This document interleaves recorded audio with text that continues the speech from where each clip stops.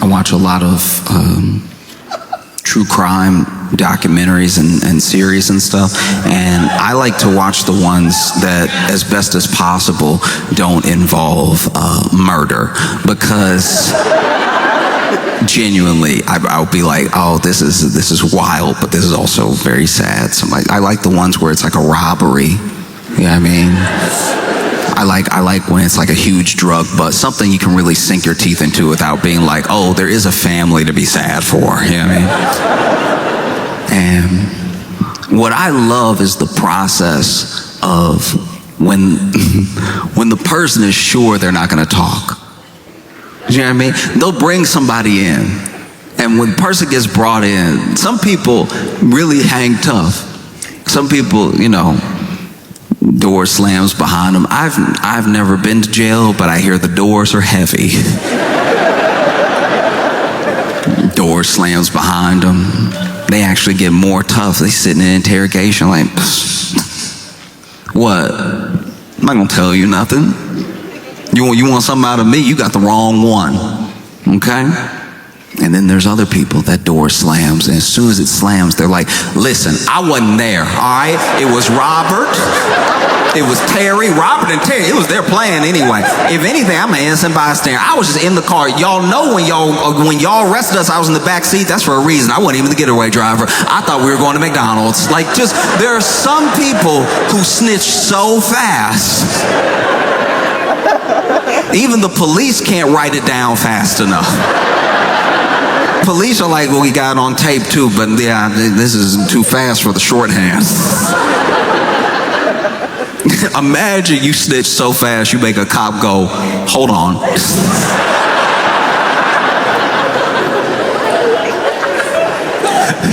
Take a breath. Because you never know who it's going to be. There are some people who were, you know, whether it was gang activity, it's mob activity, there are people who were like the run of the litter, and they're the ones that actually hold out. They're like, I'm not telling you anything. I don't even think you have enough on me. Let's play. Let's roll the dice. And then there are people, no matter how tatted up, no matter how affiliated, it might even run in the family. They might be somebody who is third generation, but they don't want to be in prison. They don't want to be in jail. And so as soon as they have the opportunity, they tell them everything. Things they didn't even ask. You see a lot of it, you know? Then you have people who at first don't tell. Then they're ready to talk after like a couple years. You know what I mean? After a couple years, you know, have enough mold on your sandwich that you're like, it's really not worth it. Like, nobody coming to visit me. Like, no.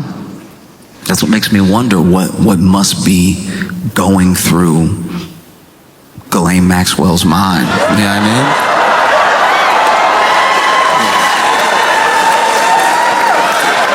Look, I'm no legal expert,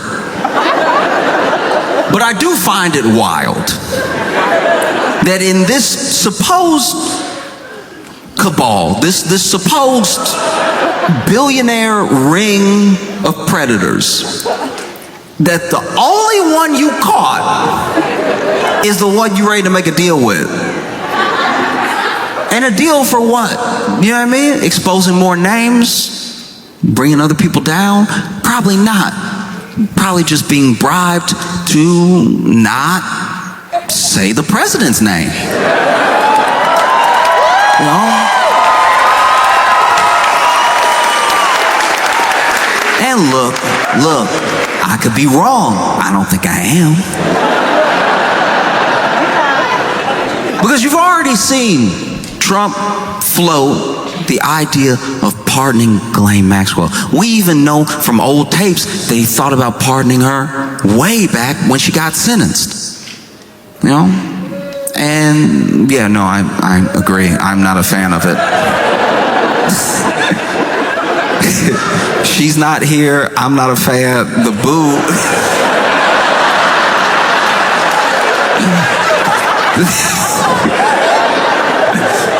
this is somebody's essence being booed. Like,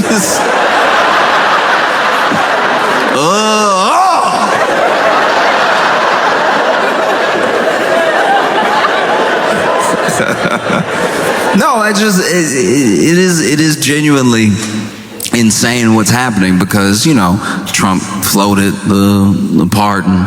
He even was asked by the press if he would pardon Ghislaine Maxwell, and he goes, look, I could, but let's not talk about it right now. What an insane thing to say. You got asked a yes or no question, and you somehow answered worse than yes or no.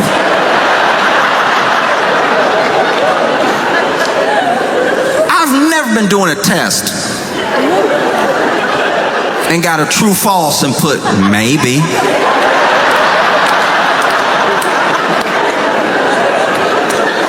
I don't know, you the teacher, you tell me.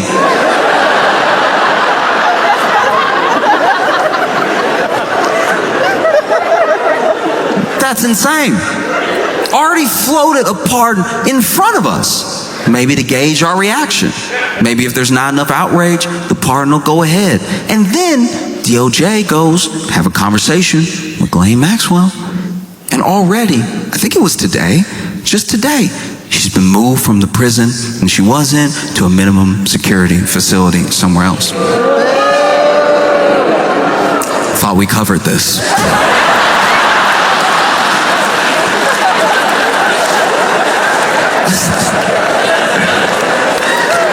I too hope she can feel your booze. I hope booze work like laxatives, Ghislaine Maxwell just sitting in jail right now. Booze don't travel that fast, and so it comes in waves out of nowhere. She's having a conversation. Oh yeah, Trump and Epstein were there. Ooh. That's my hope. No idea if that's the case. But, you see this sort of thing happening. It feels insane.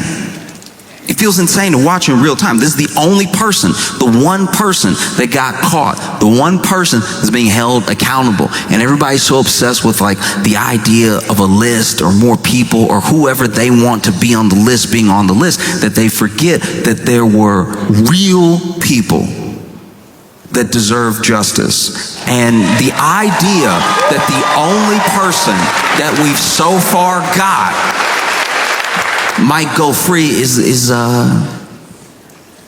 unacceptable, Because you see Trump floating, pardoning Ghislaine Maxwell, and I can't imagine what it must be like to be a Trump aide. Your nose must bleed every day. It's I'm thinking of pardoning Ghislaine Maxwell, and the aide is like, what? I asked you what you want for breakfast.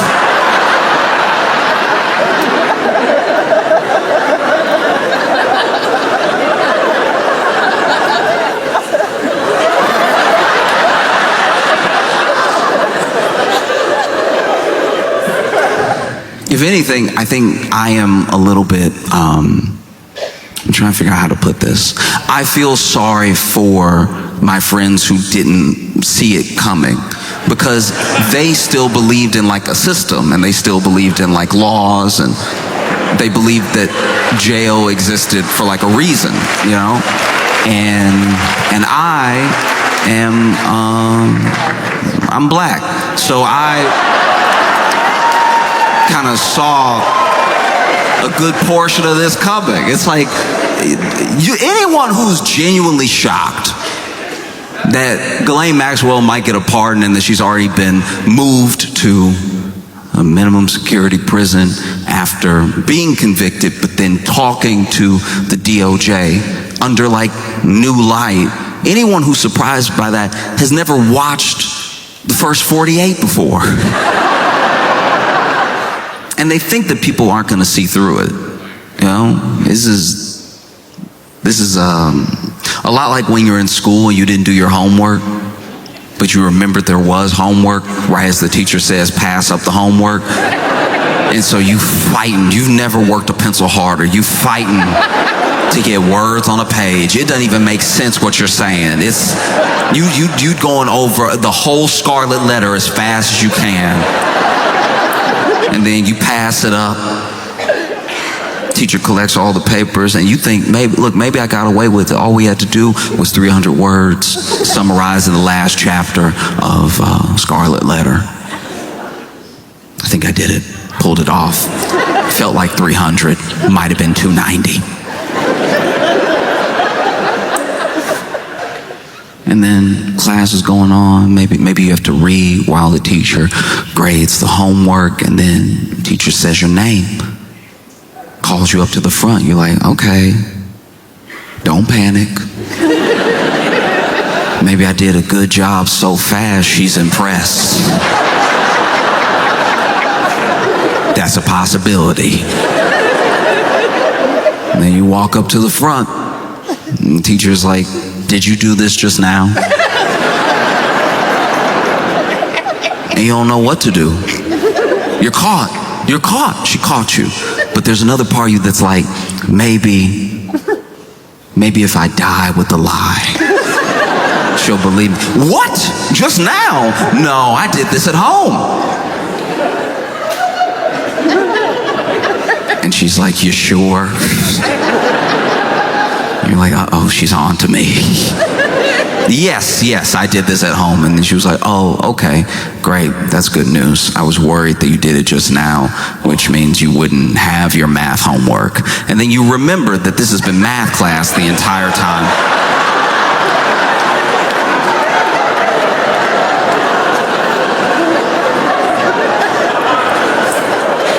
That at least feels like what Trump is going through.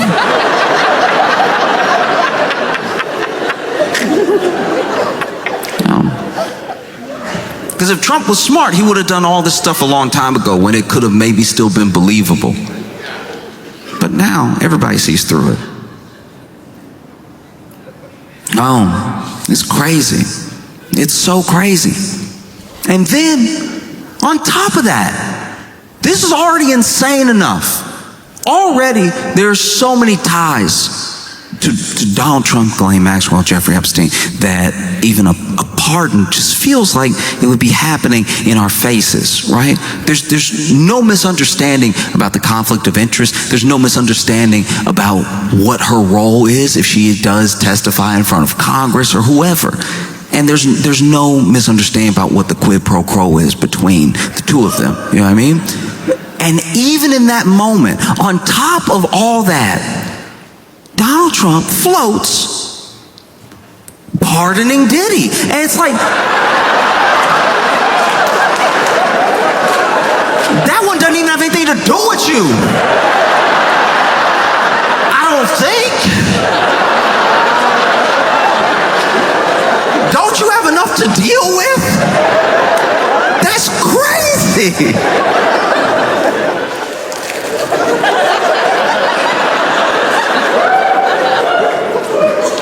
As someone who is not in jail, I'm sweating about everybody who's about to be out of jail. This is insane.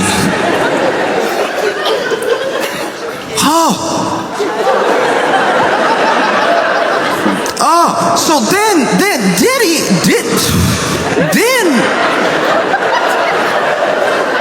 already the public, especially by the media, somewhat potentially unintentional, but the media did a disservice to the public when it came to Diddy's trial, because there's a lot that we know of Diddy. There's a lot that we know that he did, that he's alleged to have done. And I think that the state put forward a remarkably bad case to try to lock Diddy up, because I think from the public's view, they see the trial and you see it through the lens that the media is selling. The media wants you to keep watching, they want you to tune in every day, and so they make it look like he's about to do 10,000 years, right? They really hype this thing up. They never really mention that all the while the trial is going on, pieces are getting dropped.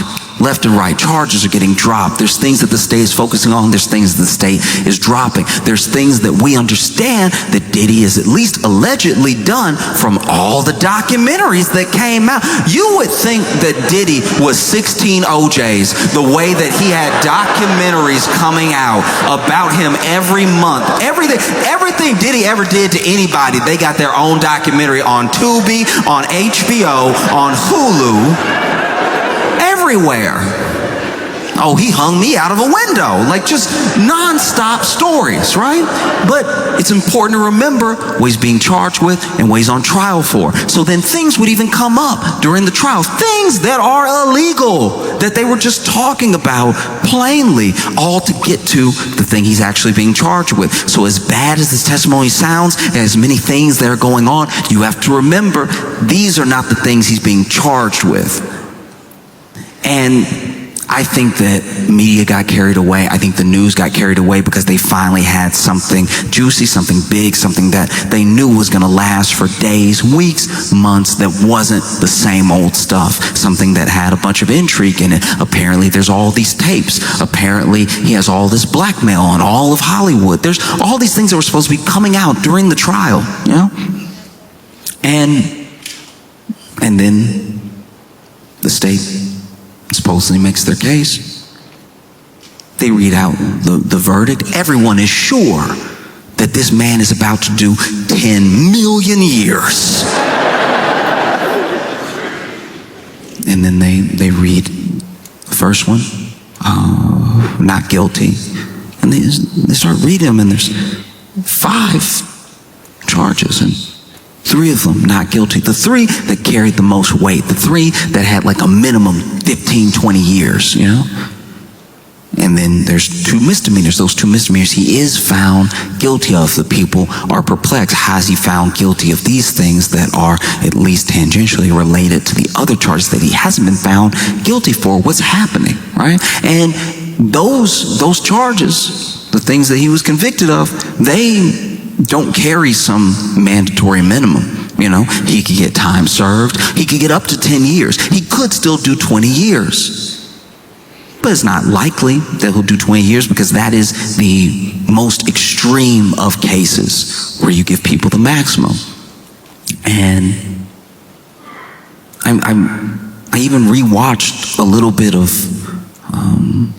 the reading of the verdict, and I just thought to myself, could get time served. Why would you bother pardoning him? Like, he might already be walking out of jail that day. That's such a crazy thing to do. You don't have enough going on with everybody thinking you were like on an island 152 times or whatever.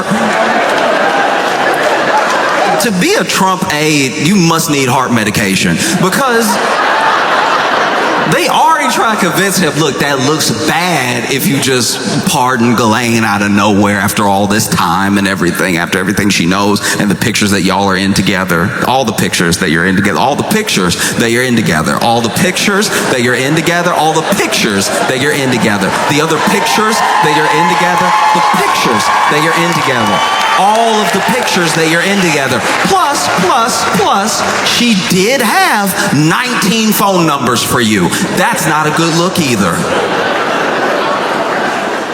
And then Trump says, I see what you're saying.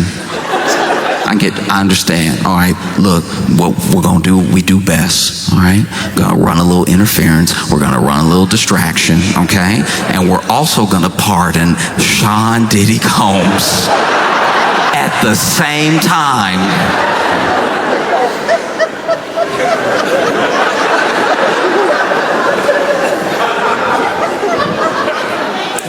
Karen, press secretary, must be fighting demons. I can't imagine. Look, everyone, whether it's Kellyanne Conway, it's Sean Spicer, anyone who has had to represent the Trump administration, go out to the press and answer questions. Look, I understand they chose that job. I understand that they chose to be there. But to a degree, you do have to wonder what the conversation is like before they go out. When they get handed a binder, and at the last second, one of the aides says, he gonna pardon Diddy. So,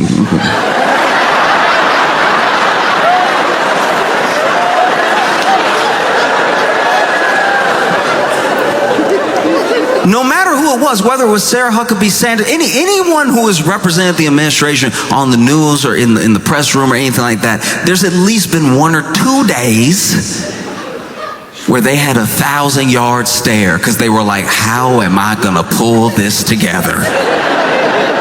Because look, things came out during Diddy's trial, things that made you think, of course, this jury is gonna find this man guilty. They have to. Look at everything that they've heard, but you gotta remember the things he was on trial for and the things that they heard didn't always line up. There was one day of testimony that truly blew me away in that case, and that's hard to say because plenty of those days were rough to listen to. But there is one day in particular that has stuck with me in a different way than the other days. It was the day that Kid Cudi testified. Now, famously, still somehow allegedly,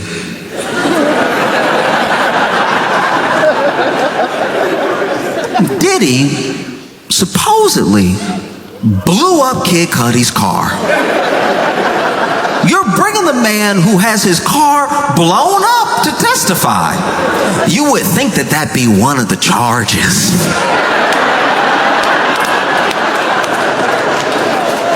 I've never blown up a car in my life.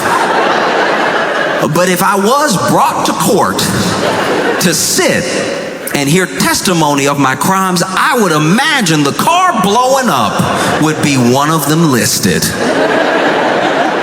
Anyway, they bring in Kid Cudi. Kid Cudi's testifying about the timeline when he dated Cassie, things that happened between him and Diddy. And then he describes a day that is truly harrowing. Kid Cudi is testifying that while he was gone, he was actually, I believe, spending some time with Cassie, that Diddy hears about the relationship, is very upset about it, and Diddy went to and broke into Kid Cudi's house, right? So already, Diddy in your home, that's terrifying.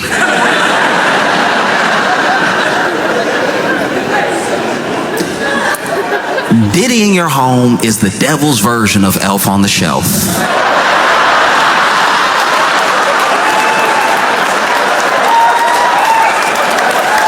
You don't know what he gonna do. You don't know where he gonna be.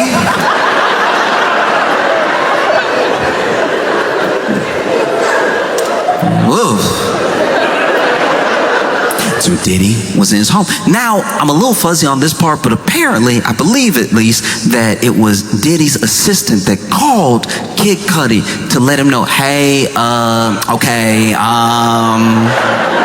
ooh, how do I tell you this? There's no good way. Diddy in your house.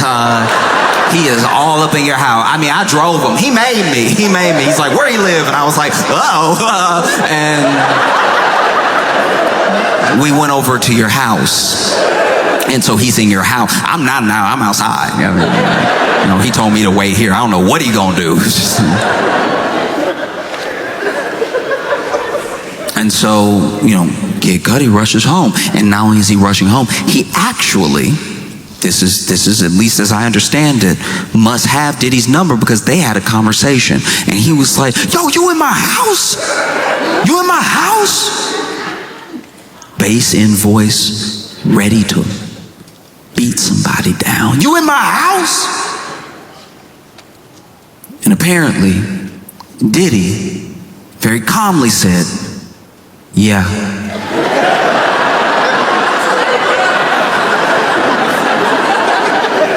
Kid Cudi better than me. If it was me, I wouldn't have a home anymore. If it was me, I'd be like, all right, then you got it. Then if you're already there. Somewhere someone breaking and entering into your home and then calmly telling you they broke and entered into your home is more terrifying than I think y'all are giving it credit for. Because then Cuddy, apparently, according to testimony, was like, I'm headed there right now, like ready to really beat this dude down, right? And then Diddy said, okay, I'll be waiting for you.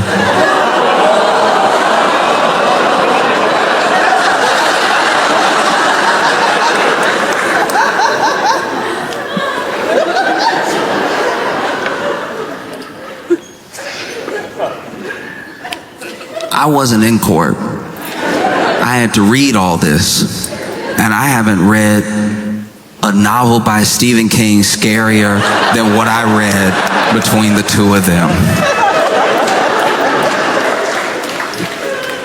Kid Cudi gets home, Diddy's gone. He walks into the house. Now, that's braver than me. I would assume he's already planted a bomb somewhere. But Kid Cudi walks into the house, is looking around, assessing the damage, and while Diddy was there, he put Kid Cudi's dog in the bathroom,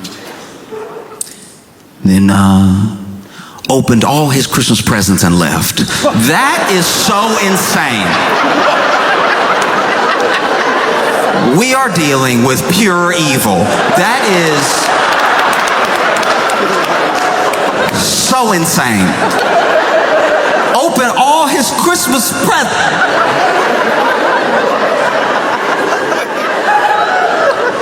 How is he all at once one of the most menacing figures that hip hop has ever seen and a third grade bully? How is it possible that both of these characters hold the same space in the same body? Because that is so particularly evil.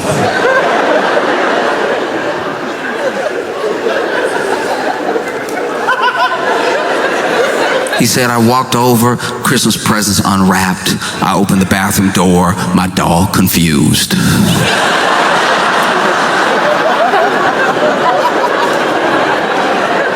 And why wouldn't the dog be confused? Let's, for a moment, if you will, put yourself in the dog's paws, all right?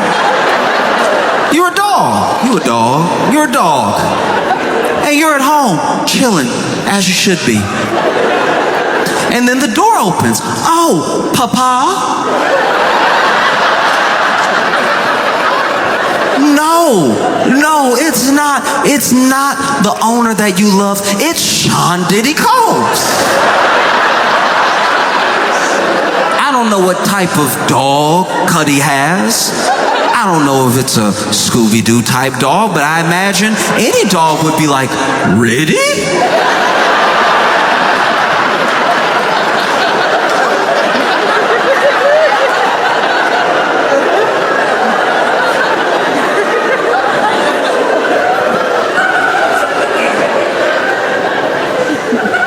And then Diddy walks over to you confidently, like he knows you, and then he puts you in the bathroom, and you're like, okay, I guess that's the best possible outcome.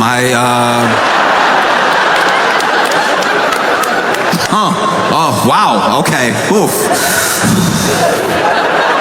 I thought something way worse was gonna happen. I'm not gonna lie to you. Wow, that's crazy. From what I've heard about you, the bathroom, man, I don't love it in here, but it's better than whatever you're about to do.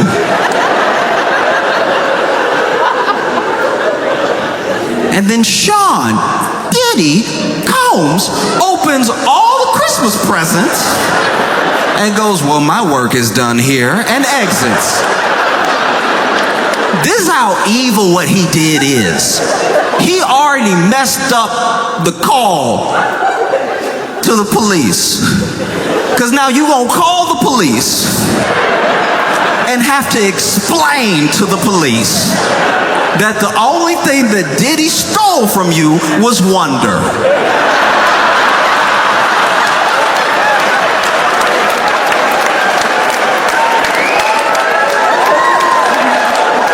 Imagine that call to the police. You gotta call the police and tell them that Diddy, and the police are asking you very reasonable questions. They're over here like, is he still in the home? I don't know. Hopefully that would make this whole thing a bit more serious. Right now he's left it at hilarious, which is a sick thing to do.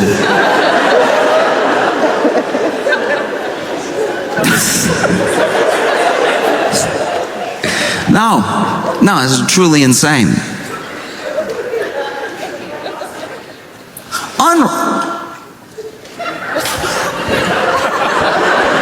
Not even destroyed, unwrapped.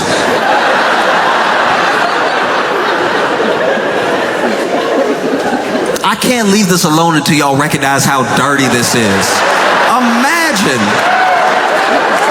Lots of people here celebrate Christmas. Lots of people exchange Christmas gifts. Imagine if you came home and there just wasn't paper. And now everybody in the family either like happy or disappointed, or like, oh, you got me the Theragun that we're like a couple months out, so can I have it now, I guess?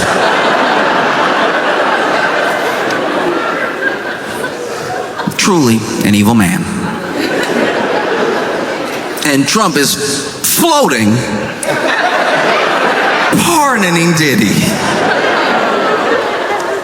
Even before, this was odd, even before this Epstein stuff popped up, Trump had floated the idea of pardoning Diddy mid-trial.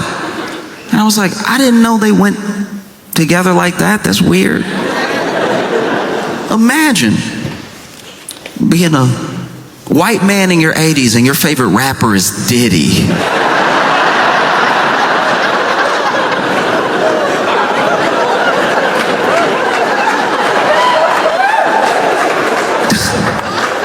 No Raekwon, no Rakim, no Run DMC, Diddy.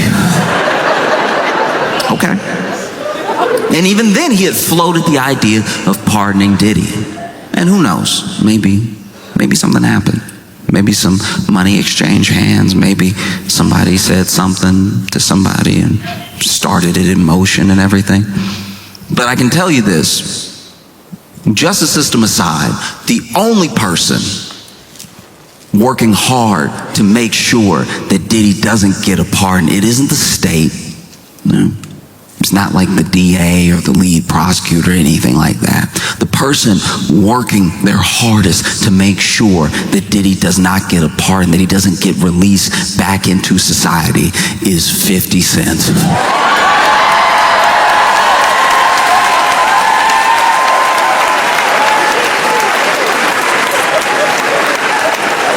50 Cent was so excited when Diddy was arrested. There's a video. You can watch the video. It's about 8 seconds long, but it's very, very funny. And it is 50 Cent laughing in the car when I guess he heard the news that Diddy had been arrested. And this man is chuckling. The joy on this man's face. And then he's chuckling to himself and he goes,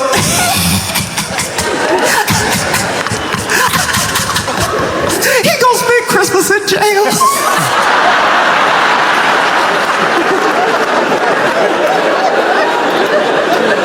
I've never hated anybody that much. That's so good. Oh, he gonna spend Christmas in jail. He was laughing hard. He was laughing the way that sitcoms used to make people laugh. Like, just, Christmas in jail. And so when 50 Cent heard that Donald Trump was floating pardon for Diddy, he went to work. He did what he does best. He trolled. 50 Cent just started posting everything bad that Diddy ever said about Donald Trump and tagging Donald Trump.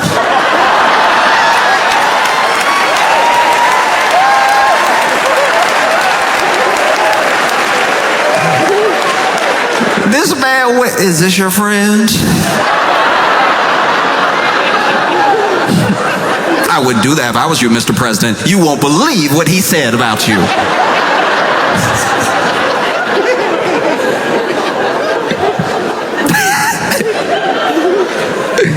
Oh, no. No, Donald Trump, this is not one of your African Americans, okay?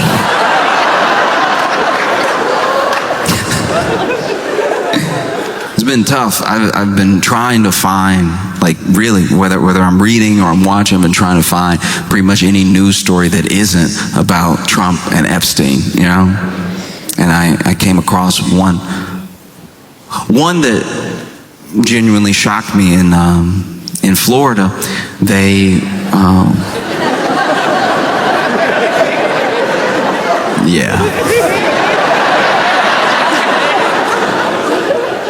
in Florida, the Tallahassee police arrested Chuck E. Cheese at Chuck E. Cheese.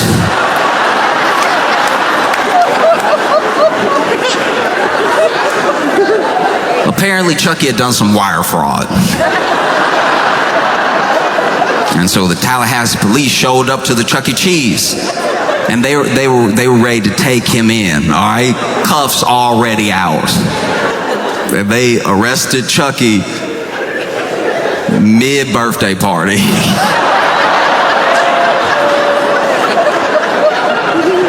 You couldn't wait an hour and a half? You know where he is. It's not like he's gonna get far in the costume. They arrested Chucky. Those poor kids. Imagine. Picture, if you will, being 6 years old, and you're having a birthday party at Chuck E. Cheese because the economy is not doing great. But you're having a good time, you're enjoying it, you're like, cheese pizza, so they say. Delicious yum, right? You're just trying to put on a good face. You jump into the ball pit that is not nearly deep enough. The ball pit that is full of children under the balls because every kid thought it was the funniest thing in the world to pop up out of the balls, but that meant that the ball pit was actually a hard surface because it's made of bodies. You jump into the ball pit doing like a big old face plant thinking you're gonna slide down into the balls, and you just bang heads with another child. You get out of the ball pit concussed. Chucky offers you a flat Diet Coke.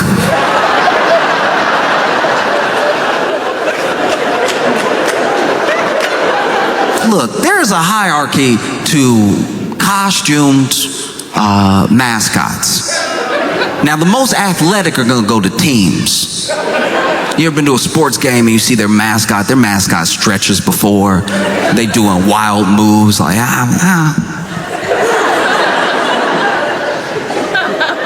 You go to Disney, there's a lot of walking, but it's a lot of poise. It's a lot of like the stances, you know. You get somebody that's doing goofy, and they're really doing goofy. They got the,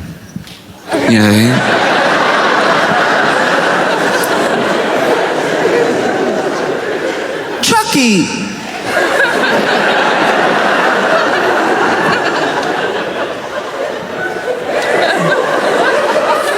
Chucky, as far as like costumed mascots go, Chucky doing a lot of the same. Trying to figure out how to put this. Chucky, the qualifications to be Chucky at Chuck E. Cheese are a lot like the qualifications to work at a Waffle House, okay? You're gonna get in the costume, they're gonna tell you do your best, all right? Do your absolute best, and if somebody's swinging you, you can swing back after they hit you the first time. You gotta let them get that first hit in. If you hit first, that's assault, all right? And you'll be fired. But look, if they put hands on you first, then hey, you gotta get it how you live and go ahead and swing on them.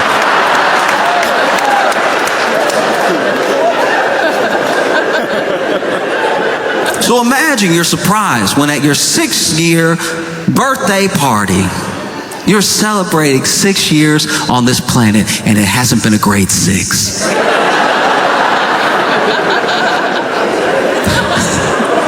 You're a little too young to remember COVID, but you know mom and dad are weird.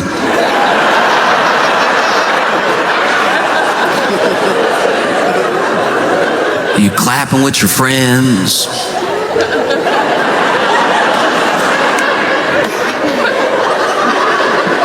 And Chucky's doing his thing, trying to find the beat.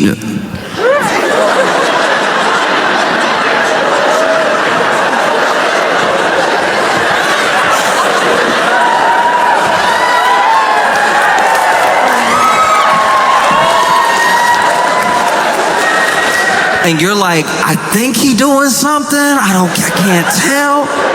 And then the Tallahassee police walk in. And they cuff Chucky right there in front of you for wire fraud.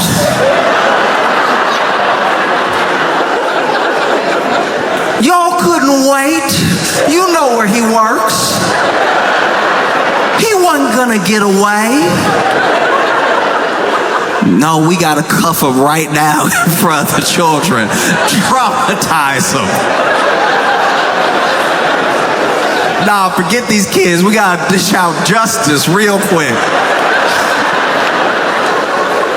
Now the kids distraught. They over.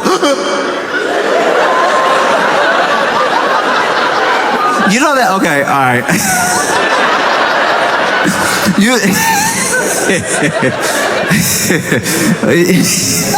I'm sorry.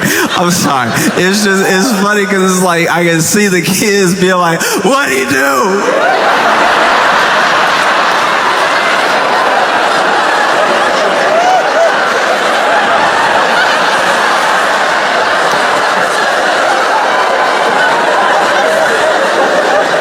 What'd he do?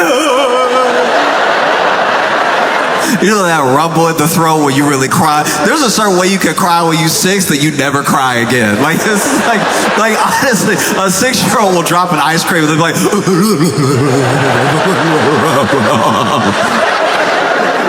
just mixing Disney voices, half Ursula, half Jafar.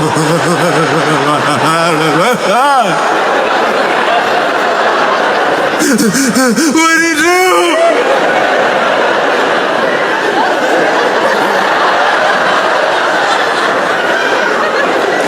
Let him go, he ain't did nothing. Kids out here vouching for, he was here the whole time.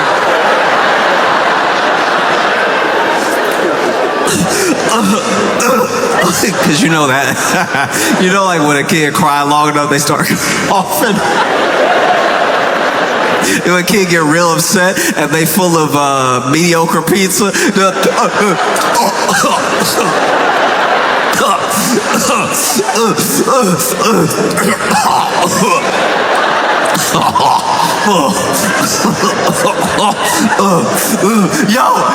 Yo, free Chucky!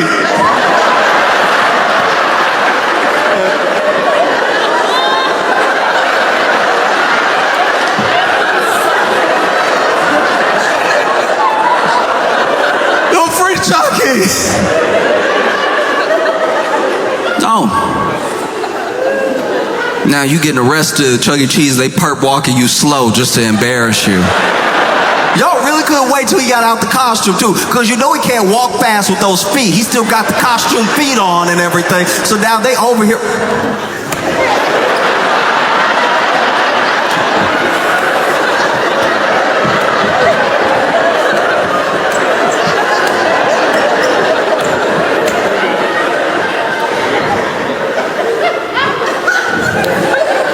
They get Chucky outside. Slam him up against that car. Boom.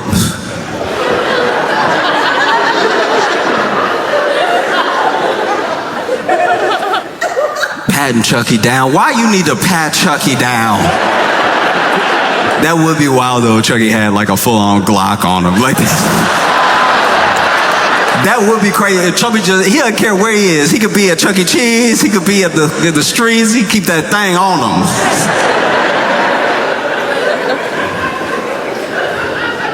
The thing that I think would have been probably the toughest for the police, because I personally read about this. I didn't see video, so I don't know if this happened or not. But it would be hard. It'd be very difficult to,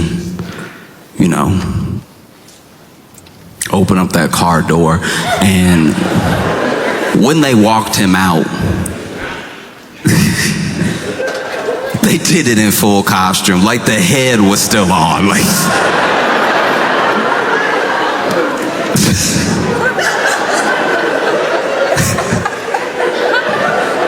that's crazy. This is a personal vendetta now that you have with Charles Entertainment Cheese. That you couldn't at least take the head off in Chuck E. Cheese. Imagine they take the head off. I mean, I'm sure the kids would have been more upset. Chucky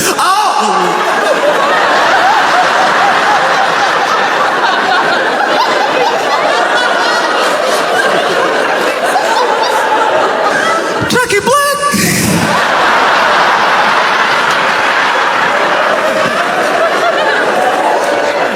I could have sworn. Anyway. Look, there's not full video that I saw. This is all what I've read, but it's gonna be hard to put your hand on the back of Chucky's head and get him in the car without it looking like police brutality. Because it's not gonna fit. The head is too big. So now you over here, watch your head.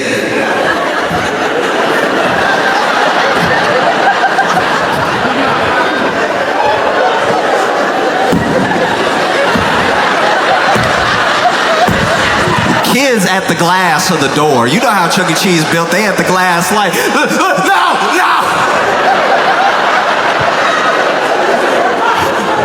They beat up Chucky. Police like, no, I'm not. I'm trying to get the head in. No, he won't fit. He can't even feel it like that. No, don't do that. Everybody start recording. Look what they doing to Chucky, y'all.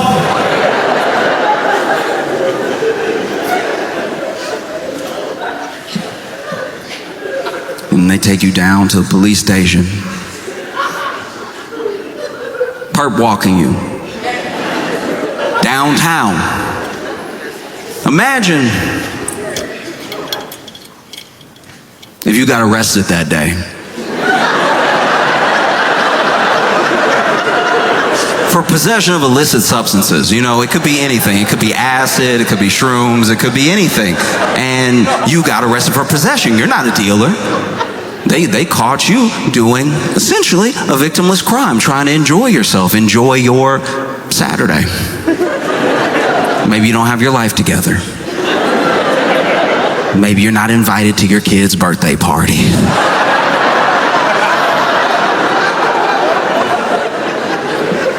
And you get arrested, you're sitting downtown, waiting to be processed, and then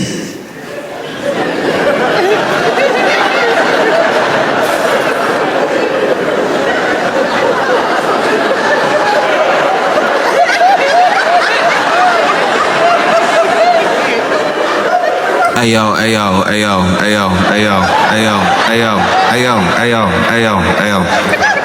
I know I got a right to remain silent.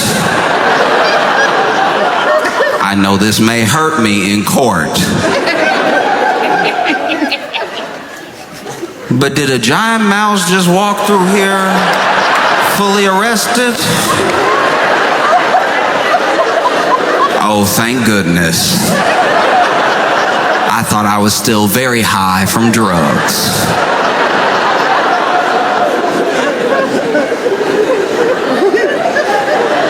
It's insanity, you know what I mean? Now you gotta do everything. How you gonna take Chucky fingerprints? These aren't even functional. I don't know if they feet or hands, but they're not.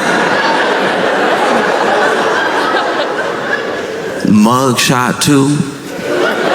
Those mug shots are cold. They're just like, ready, face me.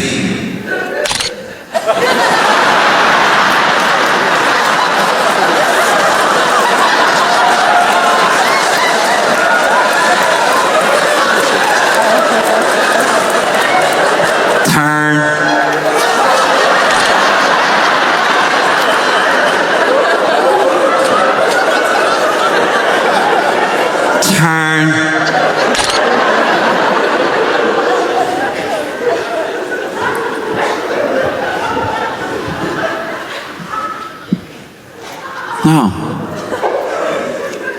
Now you gotta sit in holding. Imagine all you did was get a little drunk. Maybe get into a fight at a bar. You sitting in the drunk tank, and the only other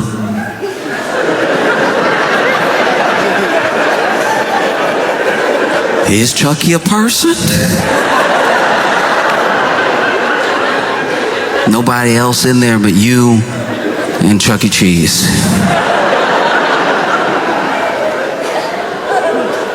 And whether it's jail or a birthday, they never really gave, at least that I know of, Chucky a voice. Chucky was always silent. At every birthday party I had, Chuck E. Cheese, Chucky was silent. You know, do the...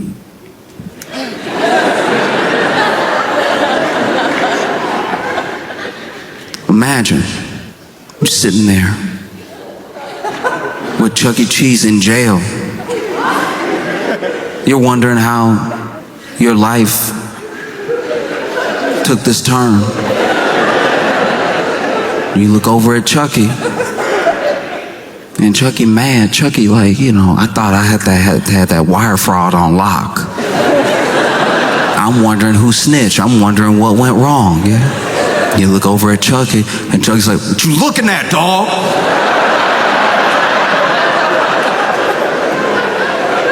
You got a problem? But all you see is...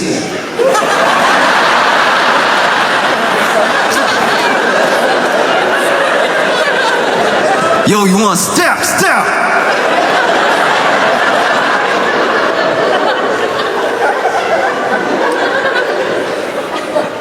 I'm just saying that in this like kangaroo circus of a court and justice system where we know the government is playing in our face, playing with really dangerous people who have done terrible things. If you're gonna pardon Ghislaine Maxwell, if you're gonna pardon Diddy, then at least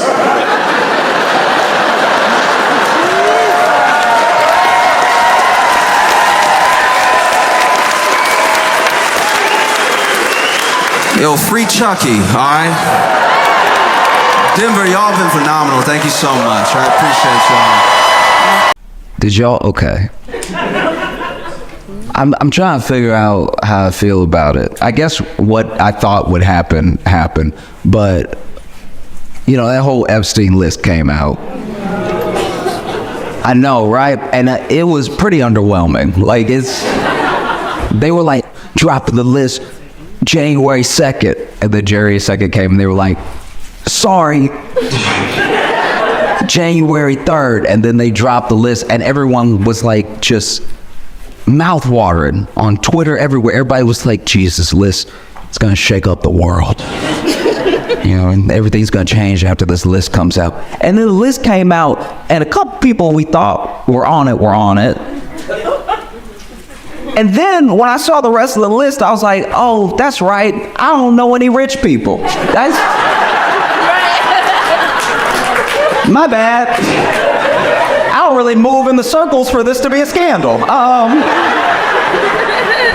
Because any name on the list that wasn't already a celebrity, I have no idea who that is. It could be the head of a bank. I don't know. Whoops. It was very interesting. It is also, I guess, a bit weird because if you on that list, if your name just came out, it's kind of weird because you really can't die now. Like, you really got to hold it together for quite a while, or else if you die, they're gonna be like, he was a bigger part of it. It's like, oh jeez. No, it's a weird list. It's a weird gathering of people. You know what I mean? And not everybody went to the island. I'm not taking up for anybody because, once again, I don't know them. But some of them, a part of me feels a little bit bad for, because they took a trip when the jet was going in the other direction. You know what I mean? Like, the jet goes to the island, but then the jet might be going from New York to Philadelphia real quick, and then David Copperfield's like, I ain't got shit to do with this. What the fuck? Motherfuckers asked me to come over and do some tricks. And then they dropped me off in Indianapolis. I had a show.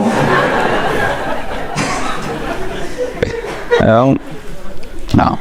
It is weird, though. I think the thing that scares me most about the list and our response to it was that we thought the list would have everyone that we know on it. But what were we gonna do about it? Do you know what I mean? Like, think about that, really. Like, we thought all of these, like, celebrities would be on the list. It's like, all right, what were we gonna... Like, was the plan to... Like, I don't know, unless we were gonna kill him, what does it really matter? Do you know what I mean? We're just gonna be like, oh, you... You know what I mean? Really think about it. It's like, if you know, whoever... Let's say Aaron Rodgers was on the list. We're gonna not let him play? I don't know. It feels like we didn't really have a plan there. We just wanted to see it, kind of like the burn book for Mean Girls. And then we were gonna just go about our day.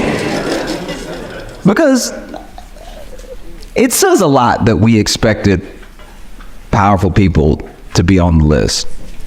It kind of shows that we have no faith in them to begin with, right? So then,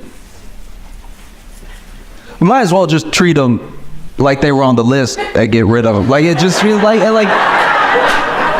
But Jeremy, I don't know why we needed a little bit more evidence that Lindsey Graham was shitty or something. I mean, like...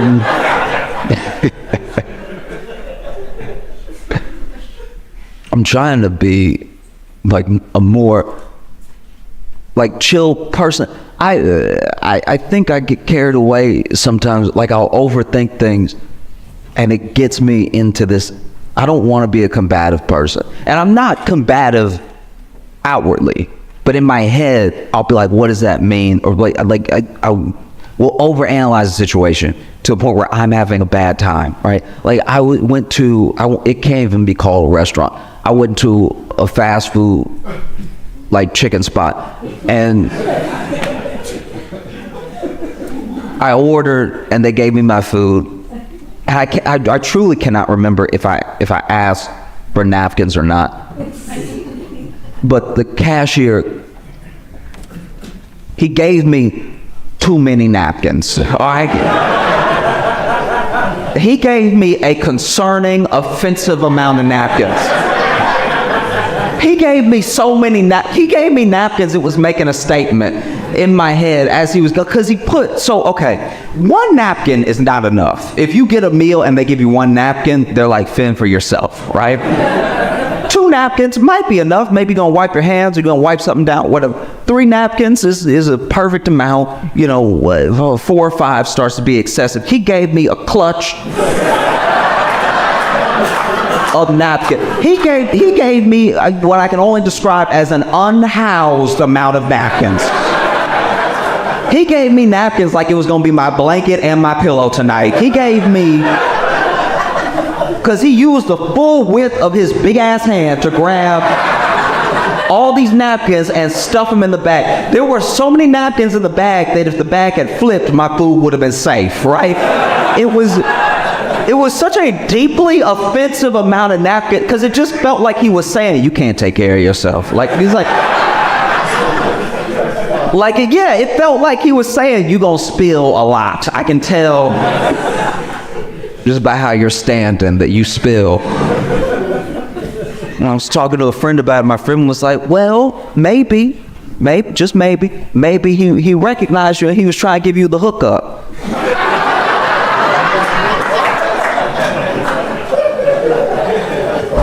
And I was like, okay, even if I'm trying to extend enough grace to not be offended and to think that my man likes my comedy, and so he's like, look, I don't have much, but what I got is these napkins. All right, so if you need anything, I got napkin-wise, I got you. All right, napkin-wise, I stay ready. Okay. I was like, nah, because he didn't. This is how I know he wasn't like a fan or something. He looked me dead in my eyes when he gave me all those napkins, and he didn't smile. That was the most offensive. It's probably one of the most, it was a full middle finger using all his fingers. It was the way that he was like, all right.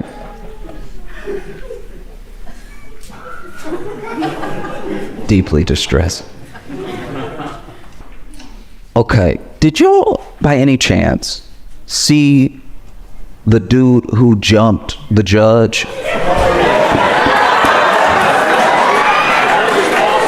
Okay, this is so great. Okay, look, if you have not seen it, if you haven't seen it, it's very quick. If you have not seen it, I'll try my best to bring you up to. Okay, so basically, I didn't know everything was happening. I had to read about it after I saw it. But in the video, you see a judge and what I think is a stenographer. And I knew something bad was going to happen because when the video starts, the stenographer in the corner already got his mouth open, right? And so the stenographer is looking ahead and going, and that is because, I don't know how big this man is, but there is a man already in the air flying towards the judge, okay? Now, I don't know because of the angle, I don't know if he got a running start and started flying, or if he just flew from the defendant's stand. Like, because you know that table they got the defendants at, right? From the angle, it just looks like he jumped from there over, and then no judge's bench is eye level, all right, ever, okay? Which means he didn't just jump across and clear that space, he went up, and it is so sad that our first black superhero is this guy. Then okay, so then he jumps over, he full Soulja Boy over the judge's bench, lands on her. Now, I knew he was gonna get her when I saw him in the air because she was getting out of the way too slow. Because I think even I think in her mind, even she was like, he gonna bust his head on this bench trying to jump up here to get me, because she was kind of cold with it, where she wasn't freaked out even though he was flying her, which makes me feel like this must have happened before. And most people don't make it. Like, most people don't clear it and then they bang their head on the bench, you know what I mean? Because for the bailiff to not, the bailiff is nowhere to be found. He clearly jumped over the bailiff, right? Because the bailiff was probably like the stenographer was over here like, God dang. And so then he jumps up and lands on her. She goes down. They're both like under the bench for a second. Then the bailiff gets over there, and then I guess the stenographer, I don't know what this person's position was, but he was in a suit and he seemed very scared. They both start trying to fight this dude, so now this dude is whooping everybody's ass. Like, it's actually quite, like, in my mind I was like, is he on drugs right now? Because how do you fight from the ground 3 people as you get up? You don't even see that in the UFC, right? And you'll never believe. Okay, so she was denying his probation and she was about to sentence him, which is when he jumped. over the bench and attacked her, right? And she was sentencing him. His case was battery with severe bodily harm.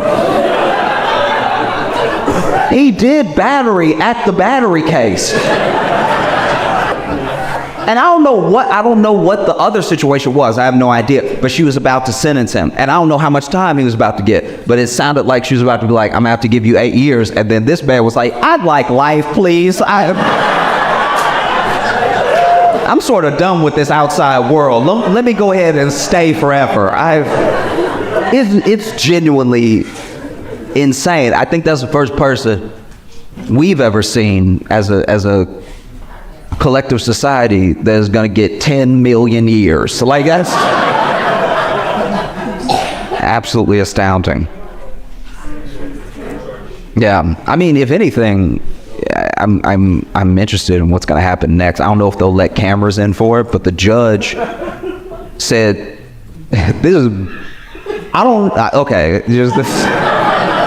the judge was like, I want to see him on Monday. This Monday, she's like, I want to see him on Monday by any means necessary. She used a full Malcolm X line. Because she was like, I didn't get to finish my sentence.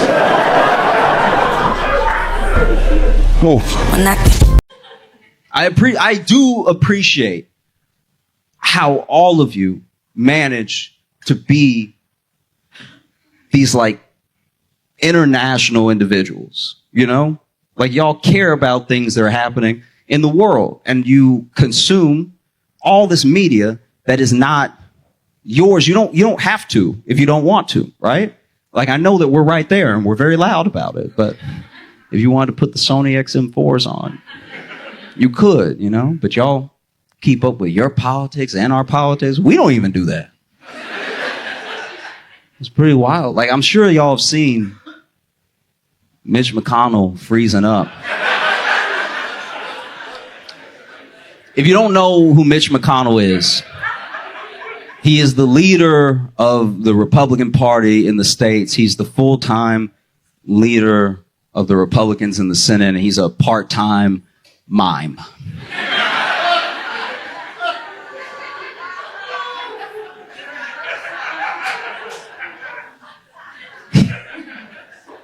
And I know you're wondering, you're like, how is this happening? We're wondering the same thing. How is this happening? How is this? This is crazy. He's not by himself. Biden's hella old. Trump is hella old. You know, Dianne Feinstein's hella old. We just keep letting older and older people stay in power. And we don't even really know why. I think that mainly there's something to be said for like how fearful Americans are.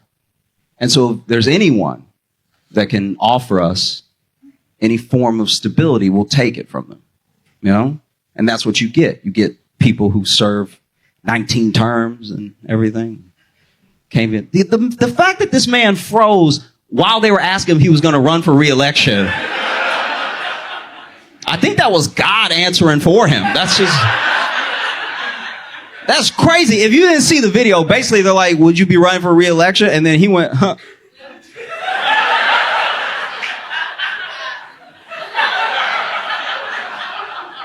He looked, for a split second, he looked just like Jim from The Office. He was like...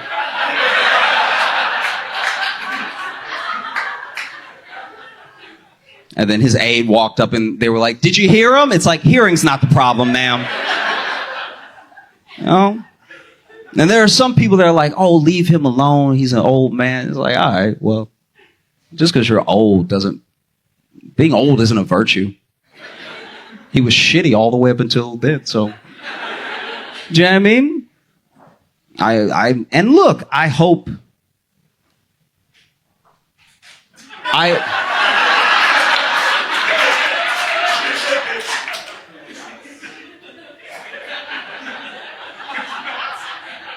How do I word this?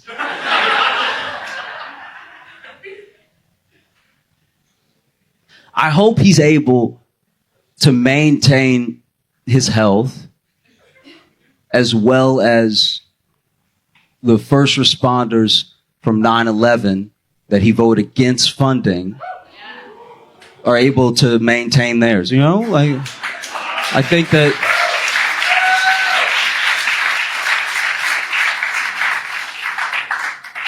it's weird. It's an odd thing. It's every time he freezes, he looks like he looks like he's seeing. It looks like he's seeing all the black people he ever tried to stop from voting. Like, it's like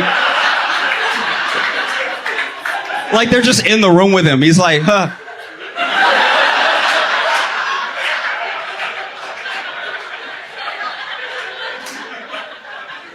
That is a lot. Now, I know you're wondering, how did this happen? How did we get here? How do we end up staying here? Because he's not the only one. I'm not even picking on Republicans, really. There's old Democrats. There's Democrats that you're like, how is this the person? Surely someone else believes what they believe and is like able. Do you know what I mean? Surely, right? And I don't think that the U.S. is just a fearful country. I think that we have this reputation. They talk about how baseball is the great American pastime, but it's not. It isn't. The great American pastime is arguing. We love to argue so much. A lot of people want to redo the Civil War. Like, that's how much we love to argue. And it's not about the candidate. There's nothing so special about McConnell. There's nothing so special about Biden or Trump that they keep being in the position that they're in. It's that we like to argue so much that we do not pay attention until it's too late, right? It doesn't matter, Biden, Trump, whatever. Throw all that stuff out there. You could put one party's candidate as a tomato and one party's candidate as a potato, and we'll still have it out. As dumb as that is, we would still be like, well, I do like potatoes, though. You know? But we don't know. We're very unsure as a group of people, you know? You watch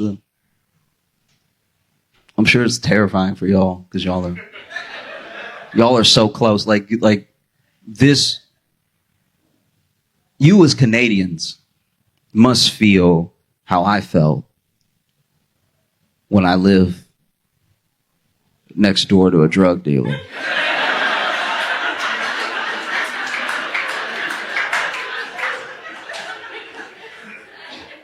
Had nothing to do with me. It was none of my business. But I don't know. You'd hear stuff through the wall, and you're like, am I in danger?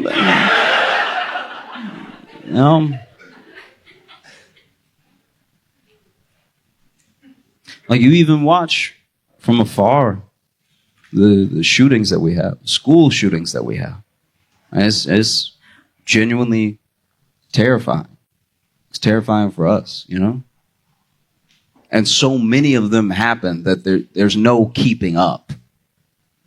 Like, just within, a week of each other, there was a shooting, there was a hate crime, and then there was a shooting at a school. And you wonder, like, how is this sustainable? Is it possible for it to be sustainable? You know? You take a country that has this much crippling student loan debt, and you carpet bomb it with a bunch of school shootings. It's no wonder we don't like to read. Shit feels dangerous. Oh. That's my thing. It's like, I think it's going to change how future generations even talk about school, because there's just so many. It's not this like uncommon occurrence. And like, they don't all make international news because, thank God, not 13 kids aren't dying every time, but it's, you know, it is happening. It makes me wonder if 30 years from now, there's going to be a kid who turns to another kid. It's like, hey, him over there, he cold-blooded. Got ice in his veins. Be like, what? Him? Yeah, him. What'd he do? It's like, he got a PhD.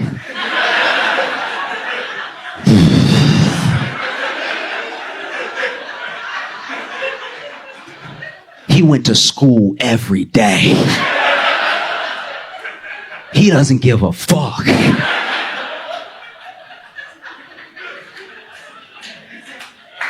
I mean,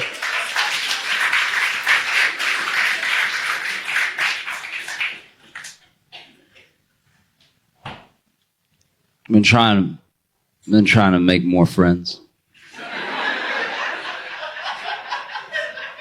This is the thing. When you are young and have a lot of friends, you think that you're good at making friends. But there's a chance that you're not. There's a chance that these friends are just from convenience and proximity, right? Because then when you get older, when you become an adult, you see how hard it is to make friends, you know?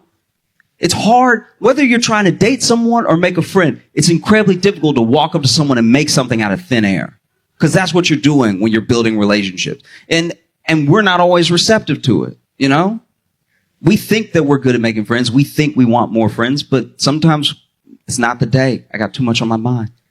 Or don't talk to me here. Or it's impossible to know. Huh? Like if somebody rolled up to you right now like, damn, man, I like your glasses. I like your hat. What you doing later? You'd be like, get the fuck away from me. I don't know if it's drugs you taking or drugs you need to be taking, but get away from me. I've been trying to make friends. I've been trying to make friends at the gym. Because that way I'll have a spotter. So I won't gym alone. If you don't know what a spotter is a friend who lets you believe in yourself too much.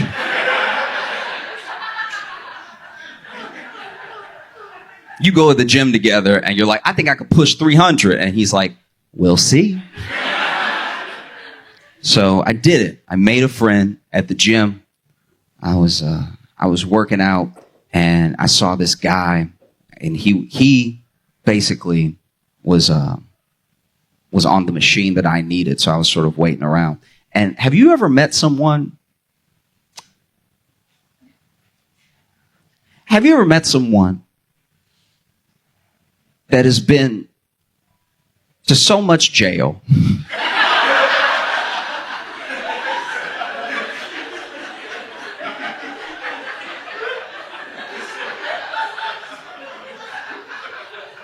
They've been to so much jail that they are from jail. Do you know what I'm saying? Like you might be from Toronto, right? You might be from Vancouver. This man was from jail, okay? And you know he was from jail because he was like working out and he was barking in between reps. Like he was like, arr, arr, arr, arr. I was like, okay. And he noticed me sort of lurking around, waiting for him to be done on the machine. And he saw me. He was like, you trying to get on this one? I was like, oh, maybe. If that's okay with you. And he's like, let's take turns. I'm like, okay, cool.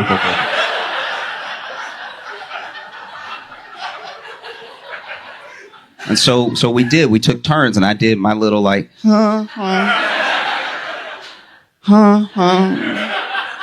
he did his like, arr, arr, arr, arr. You know what I mean?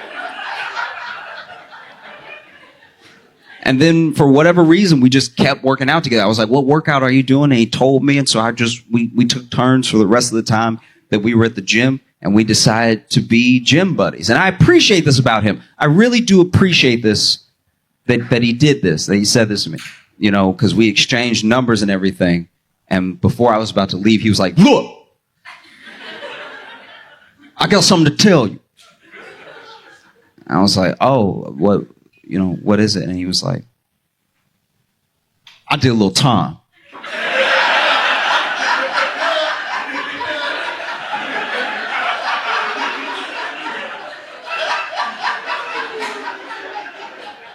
Have you ever had someone tell you something that they thought was a secret?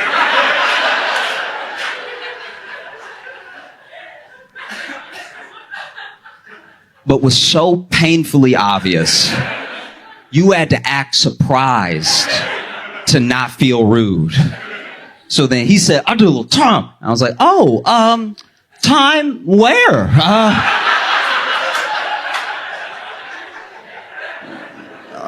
Time like abroad?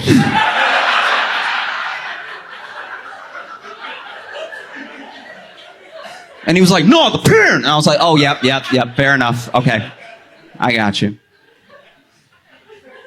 And so we decide to be workout buddies. And next time that we're supposed to meet up, I was late because I got off work late. So now I was heading there, and I'm excited to see my new friend, my new gym buddy, my new spotter. And as soon as I see him, I'm thinking he's gonna have a smile on his face too. This man is pissed, right? I walk up, he's like, where the fuck was you? Okay. I already started working out. I already did chest, already did back, already did stomachs.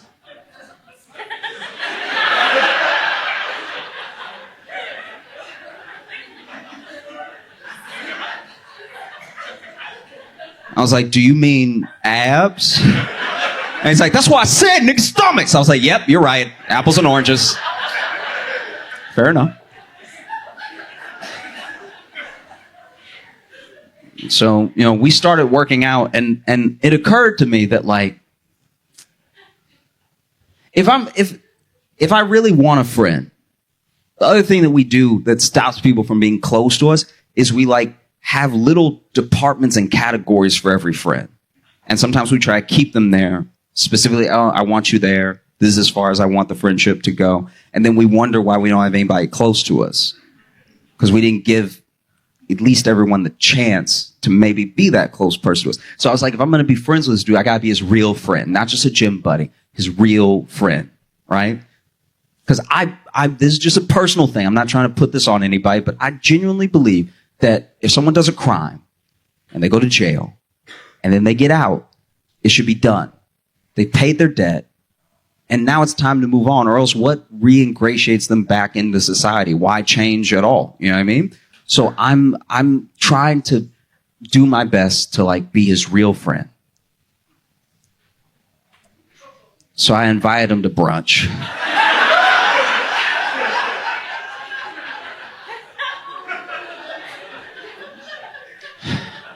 And Saturday comes, right?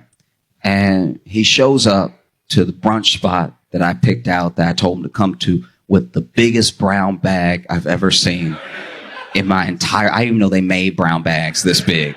It was a brown bag, might as well have been a garbage bag. This was crazy big, and it had a huge Tupperware of lasagna in it.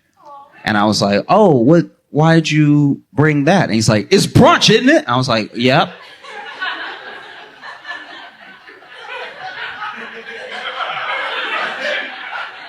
But that's why we're here at the brunch restaurant. Like, you didn't have to bring any brunch with you because all the brunch is inside. I didn't know. And he's like, that's not what you said. I'm like, I understand. I didn't tell you not to bring anything. That's my bad. I didn't realize I needed to say, don't bring, all the brunch will be inside when we get there. And he's like, but it's brunch. And I was like, oh, yeah, you keep saying that, and I don't know what you mean. He's like, it's brunch. I brought my lunch. And I was like, oh, this dude went to jail before brunch was invented. Okay. Cool. But my man loves $13 mimosas. I know, because I was paying. After he finished one, he's like, let's get another one. I was like, well, let's implies both, but yeah, whatever. Okay. But it's great. It's a great friendship to have, because honestly, this dude, I can't say this like as a blanket statement, but I will say, if it's possible, one of the things I think that makes society better and would help in reingratiating these people back into society is if everybody had a friend who had been to jail. Because I will say this, a friend who's been to jail knows exactly when to leave a party. I went to a party this dude invited me to. I'm there for 12 minutes. And he's like, we need to get out of here. And I was like, oh, okay. And the next day I saw that party on the news.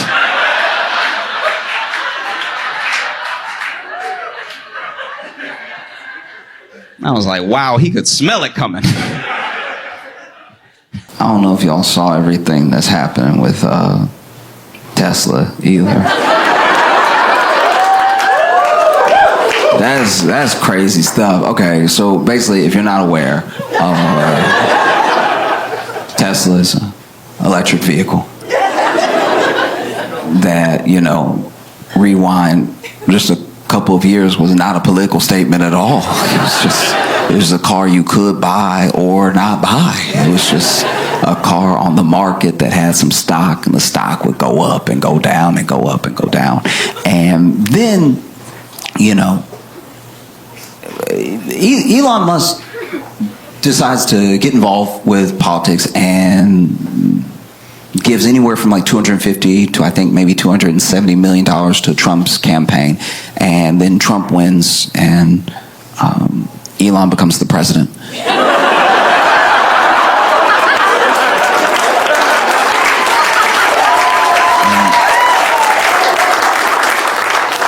And so Elon becomes the president, and people don't really know how to feel because this particular thing hasn't happened before. There's always been like millionaires and billionaires donating to campaigns and stuff like that, but this is the most like infused a person has been in like what's gonna happen, and it's very clear in what is self-serving when it comes to like Elon's actions and everything. And so then, you know, inauguration day comes, and there's all the fanfare of like this new administration is starting. And there are some people who own Teslas already, like they bought theirs in 2022. And they would tell people, hey, I bought mine in 2022. Like, I don't. Just so you know, I got mine in 2022. I didn't know, and I wasn't a part of it. And I was just trying to get an electric vehicle to help the environment. I didn't know it would be. So, just so you know about me. And then Elon's giving a speech, and then he says, my heart goes out to you. And then he does like a full-on Nazi salute, right? And does it again, for clarity. And there is a part of me that genuinely, when someone buys something, especially something expensive, and then something happens with that company, a part of me does feel for them, because there are people who bought their Tesla in 2022. They might have been sitting in their Tesla when they saw Elon do a Nazi salute. Like,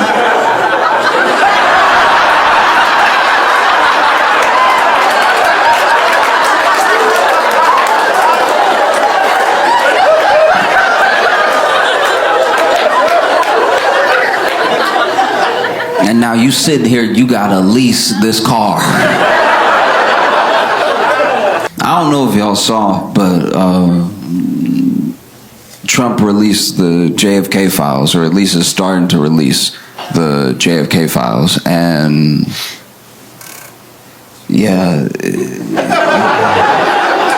it's a lot. He said there's like 80,000 pages or something. I think they've released like anywhere from like 2 to 20,000 already, with more to come and stuff. And I don't know about anybody else, but when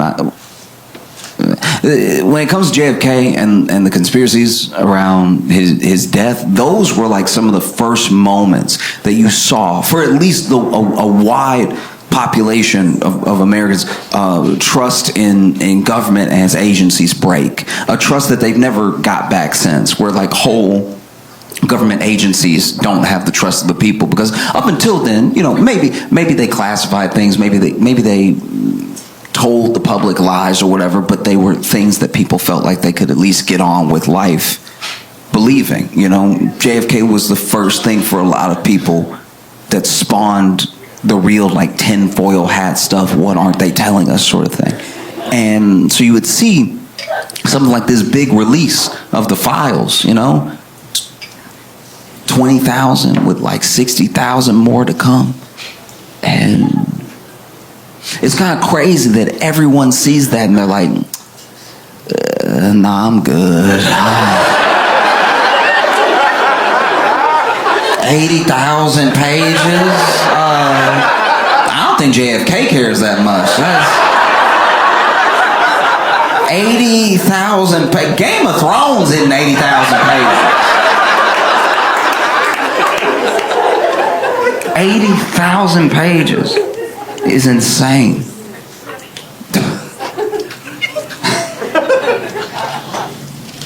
What are you doing? You know, it's like the thing is full. It's full. I've read some of it, and it's full of things that are snapshots of the time that JFK was assassinated in, but they aren't things that people were looking for. When people talk about files that they want released, they're talking about things that probably have been destroyed forever, like the some of the autopsy files, some of the coroner's notes, all that stuff like that is not in what's been released. What's been released are the goings on of like Cuba, Mexico City, USSR, and everything. And the one thing that we did find out for sure through the release of the files is that the CIA had a much bigger file and much more knowledge of Lee Harvey Oswald than we previously thought. And they had been tracking his movements and everything. He had been going to these different countries. I'm pretty sure he went to Mexico City for a little bit, and then he went to the USSR. And I don't know if the word is defect, but he basically was trying to leave the U.S., become an expat and join USSR, and even tore up his passport and everything. And the USSR was like,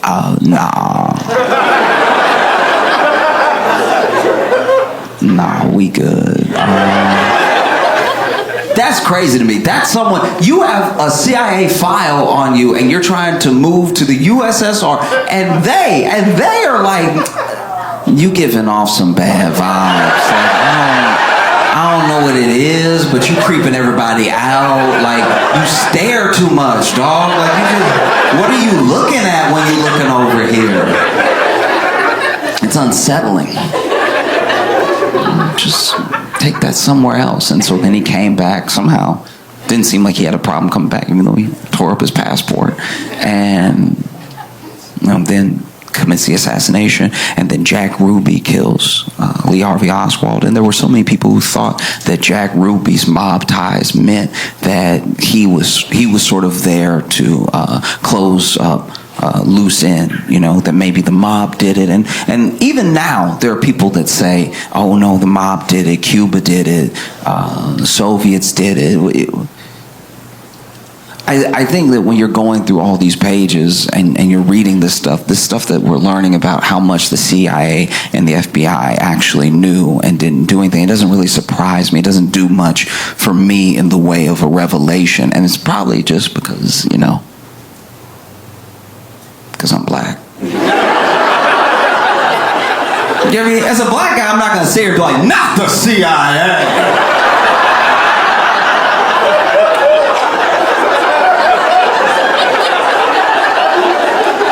To tell me the CIA. Next, you're going to be talking about the FBI. Guys, no, not at all. Because that's the thing.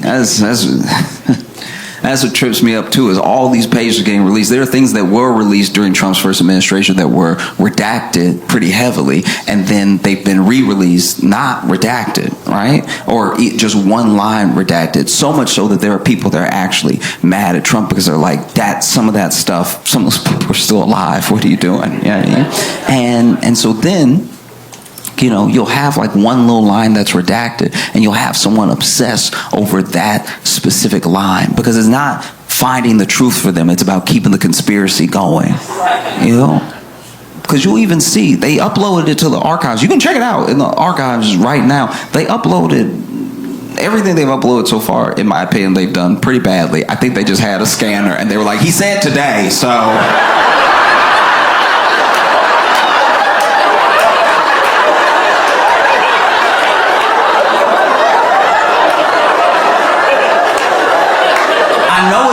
I know it's crooked. He said today. I know.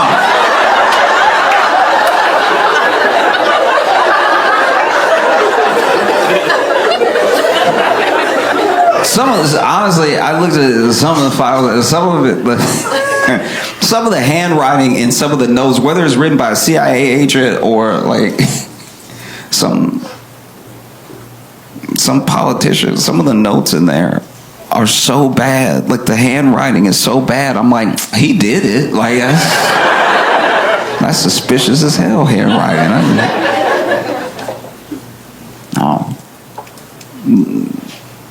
Little thing, little line will be redacted. Oh, that's what they don't want you to see. That's where all the truth is. It's like, look, maybe. I'm not even saying that's not possible. Maybe. But also, maybe it's just like an address that makes sure that a person who has nothing to do with this doesn't get implicated. You know, there are all types of reasons to redact something. And it's when people put that much weight on the thing to keep the whole thing going that I'm like, you don't want to know. You want to keep guessing, you know? And don't get me wrong, it's fun to guess. I love guessing. I don't know what I'm talking about half the time. Sometimes I'm just guessing. You know? Best way I can describe it is I'm a fight fan, so I watch boxing, I watch MMA and stuff like that, and I watch men's fights, I watch women's fights, and I just kind of follow the fighter and follow their journey and enjoy who I enjoy because I like the person and I like their story, right? And there was this young woman, I do not know if she is from Brazil. I think she is because I'm pretty sure she was speaking Portuguese, and she only speaks Portuguese. She doesn't speak English. So after fights, when someone wins, especially if they don't speak the language, they will do the post-fight interview right there. And they might do another press conference later, but they'll do the post-fight interview. And if they do not speak the language, someone will come out, a translator for the promotion will come out. And in this case, her translator was her coach. So she wins the fight, and it's big. It's the biggest fight that she's won of her career. It puts her in the rankings and everything. And so the announcer walks up, and he's like, "Congratulations on a fantastic fight. Was this win mean to you? It's sort of putting you on the map right now against such a tough opponent." And she speaks for like 8 seconds, and then her coach goes, "Thank you so much, everybody, for watching my fight. I really appreciate it. I worked really hard, and thank you so much for the love." And then she speaks for another 8 seconds, and the coach is like, "Everything that I do, I'm doing for y'all at home from my town to show you that no matter what, where you're from, you can make it on the world stage." And then the announcer asks her, what are your future plans? What's next for you? You know, now that you're in the rankings, there's a certain opponent you want to call out. And she speaks even shorter this time for like 6 seconds. And then her coach is like, "Yeah, the next plans are anybody who wants it, all right? I'm taking heads, I'm taking necks. I want your limbs, give me your arms, give me your legs. If I see you on the street, it's already on, you already know. The best thing you could do is drop out of the division right now because I'm coming for all y'all's necks. I'm killing everybody, all right? You're going to dream about me, and then when you wake up, I'm going to be there. That's on God, okay? I'm killing all of y'all. None of y'all can stop me. None of y'all can touch me. What I did to her was a mercy kill. I'm coming to kill y'all for real. I want your bodies, okay? I'm stacking bodies, all right? And the champ, I'm going to beat the champ, and I'm going to beat the brakes off the champ in her hometown. She's going to bleed in front of her people, okay?" And then they exited the octagon. They went ahead and left, and then there was a fighter, because you know fighters watch other fighters' fights, and they'll live tweet it, and he tweeted right after that whole thing. She ain't say all that.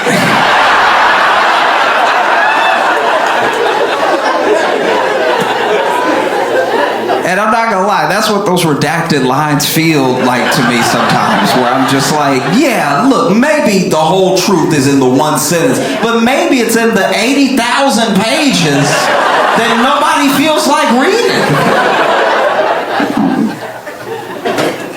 Because Trump said he was going to release JFK files, and he slowly released them over time, I guess. And then there were people that were like, "Well, why don't you release the Epstein files? The Epstein files are what we want. That's what we're actually focused on. Why won't you release the Epstein files? Is it because you actually knew Epstein? Is it because you might be implicated? Is it because you were on the flight logs? Why won't you release the Epstein files?" All right, and then he does release the Epstein files, but what he does is he releases a bunch of files that were already released like last year, and then redacts some of them to make them look like they're newly half half redacted files, and then people called it online immediately. They were like, no, that's not, this isn't it at all. And then even the people who were like showing it off and like, look at this transparency, then they got mad because they were like, you made us look like idiots. We thought you were releasing stuff you hadn't released before. And so then people called again, why aren't you releasing the Epstein files? So if you're Trump, you know, you're probably sitting here, the only thing you can do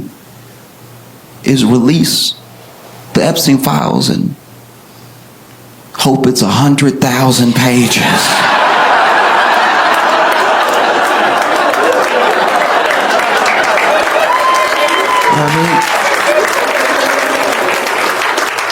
Who would have known the only distance between people and getting to the truth was reading? You know what I mean? We want to know. We as a people have the right to know. It's 80,000 pages.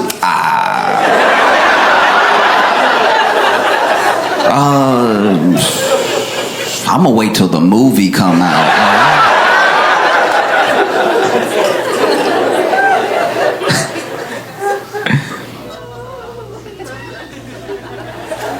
But what are you gonna do? You know, Elon's the president. We know he's the president because, first of all, he telling everybody to report to him, sending whole government employees emails, tell me everything you did. It's like, isn't some of that classified? Like, it's wild. You stand in the Oval Office talking about what we're doing. It's like, who is we?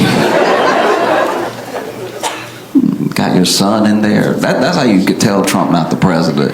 Got Elon's son rubbing his boogers on him. I've had a lot of jobs and a lot of bosses, and no boss's child has ever rubbed boogers on me. I will quit before I let your child rub boogers on me. Elon is the face of Tesla, and he's also the face of Doge, this department that's been cutting all these government jobs and gutting a lot of government programs and everything.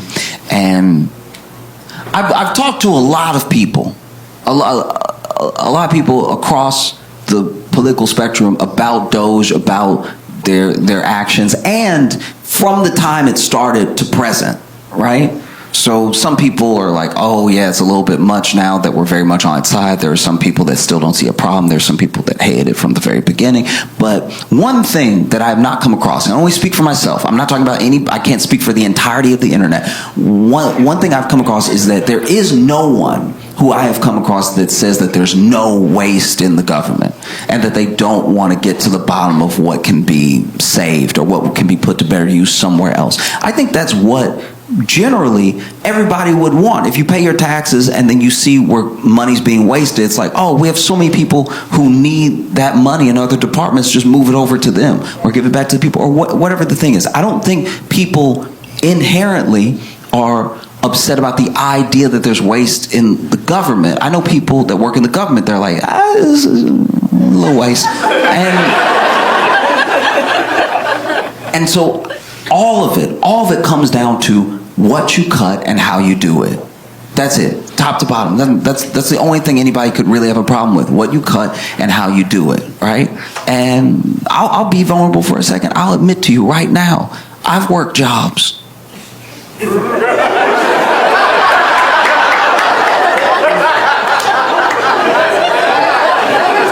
I've worked jobs where I was like, I'm not gonna tell anybody, but like, they really don't need me.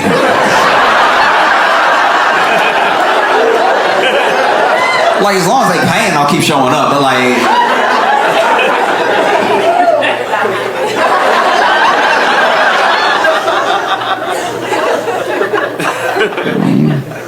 And you end up seeing what happens. Because the thing with...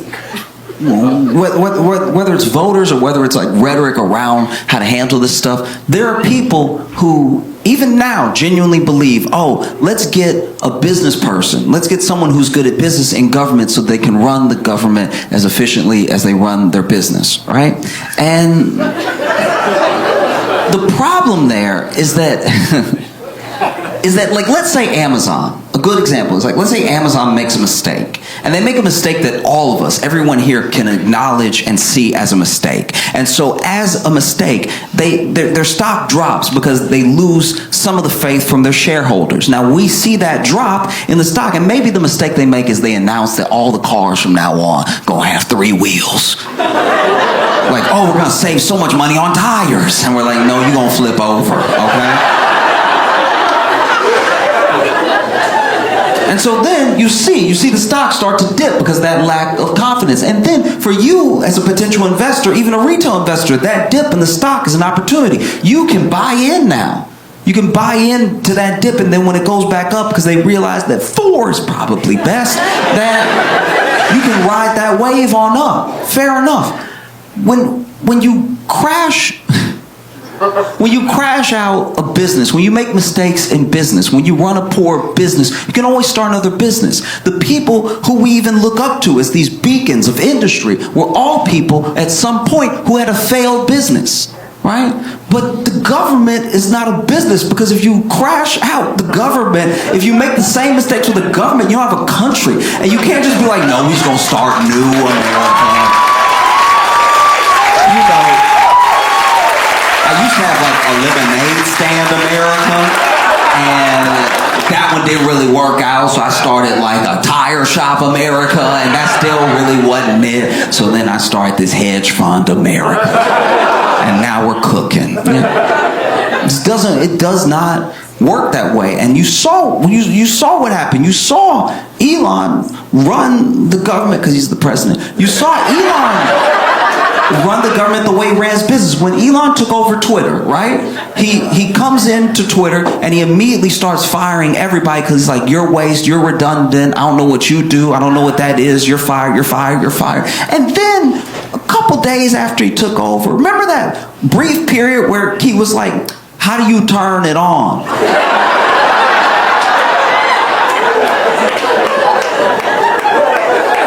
And then someone who still worked there, who he didn't fire, was like, oh, you fired the dude who turned it on. Yeah, you asked me for a list of people to fire. I'm not going to put my name on the list. So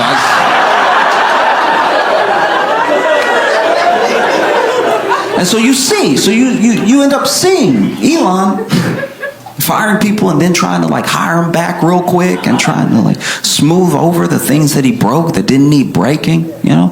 And then Doge ends up working the same way. It ends up swooping in and firing a bunch of people and then trying to hire some of them back real quick, and it's chaos. And Elon is the face of it. He's the face of it because we didn't know who else was working in Doge. We didn't know who was essentially like hacking into Social Security, who was going around judges' orders, who was breaking things and going to places they weren't supposed to be because we hadn't figured out how this whole thing was going to work. We didn't know. And then we found out that it was children. We found out they leaked the photos of those people that were high up in Doge that were getting into Social Security and the IRS and everything. And we were like, what?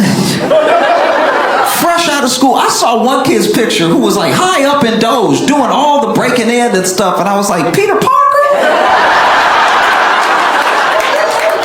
I cannot believe that Spider-Man gonna cut off my grandma's Social Security.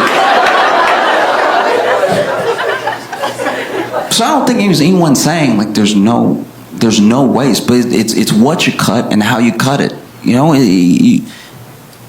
I think people would have appreciated like an actual audit. They said that they did one, but usually when you do an audit and you really account for the waste and you really account for what jobs you do and don't need, you don't have to hire anybody back. You know? The amount of people that they fired and then tried to immediately rehire shows that they're not actually being as careful as they should be with the process. Because I'll tell you right now, everyone that has ever fired me stood firm in their decision.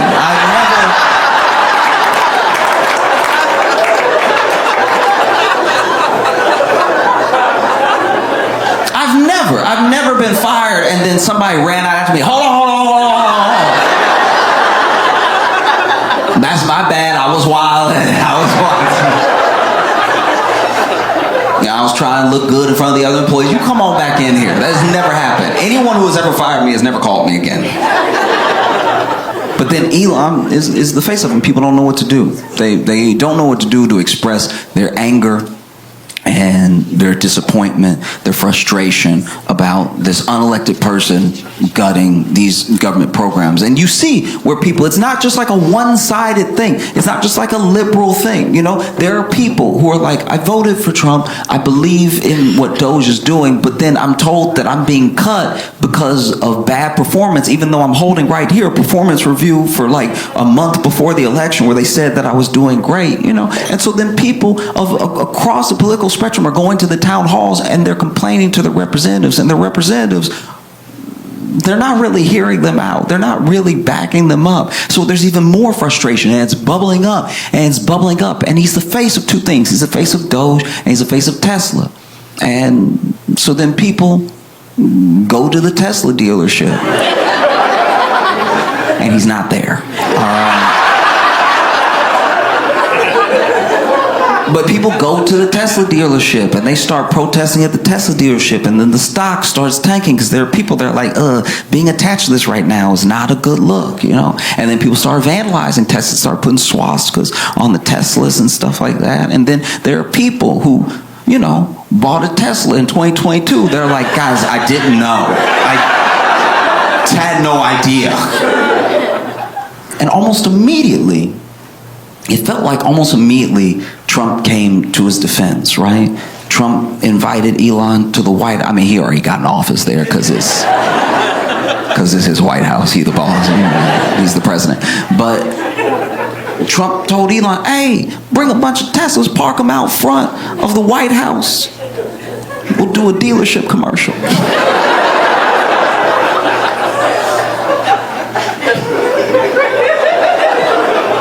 This man got in the Tesla. Trump got in the Tesla, was like, everything's computer.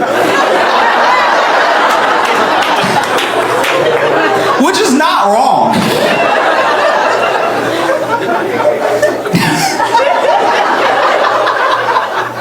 It's not wrong. I remember my first Tesla experience. You know, I didn't ride in a Tesla for a long time. I heard about it as a car, but I didn't get to be in one, and I don't drive, so I didn't try to drive one or anything. And my first Tesla that I ever got in was an Uber. And so when I walked up, I didn't know about the door. I didn't know the door be all smooth like that. So this is me. Look, I'm admitting for a second. I'm being vulnerable here. I'm admitting for a second that this is me. This is my bad. I was doing too much in my head. I was doing too much, all right? Know that I know that before I even admit this to you. I was doing too much, right? But when I walked up to Tesla, I thought my driver sucked the door in because I was black.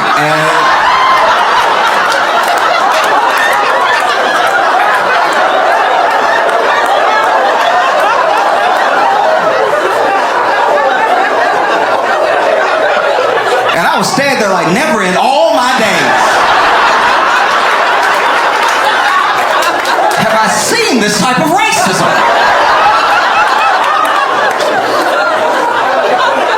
I was fierce. It was all smooth and everything.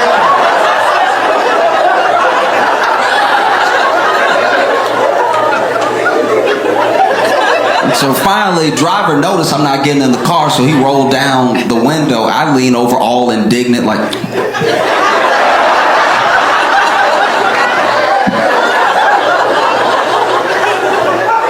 And then he started explaining how to open it. I was like, what do you mean you gotta push to pull? That doesn't even make sense. And then I get it with my thumb, and I was like, oh. Oh, okay.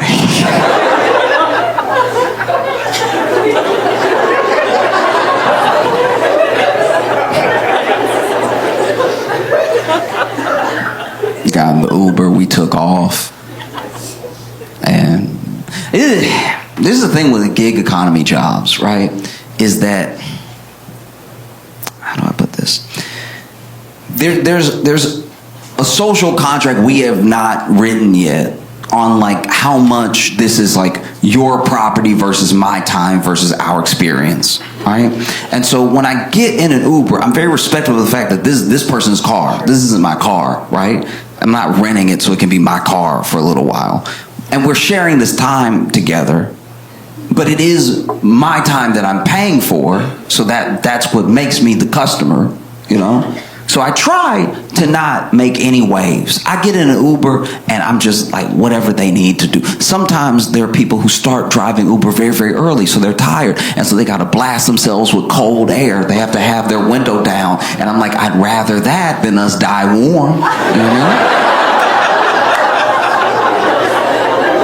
So I don't say anything. I'm like, I'll just be uncomfortable on the way to the airport because that's what's keeping this man awake. And this is the person that showed up to drive me, right? So I almost never say anything. It's a very big deal for me to even try to say anything. And I go ahead and I do it, though. I'm like, hey, I'm so sorry.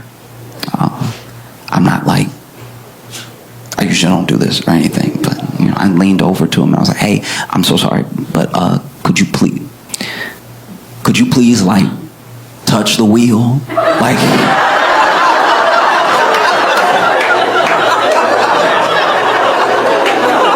No, I know it's autopilot. I know it's autopilot. You put it in and everything. I just don't know what I'm paying for if we going. Like if we. Like I'm not telling you how to drive. I'm telling you to drive. Like it would be nice if you did drive. Like. Just put a finger up. Make me believe. Just put a finger. And so you see all of these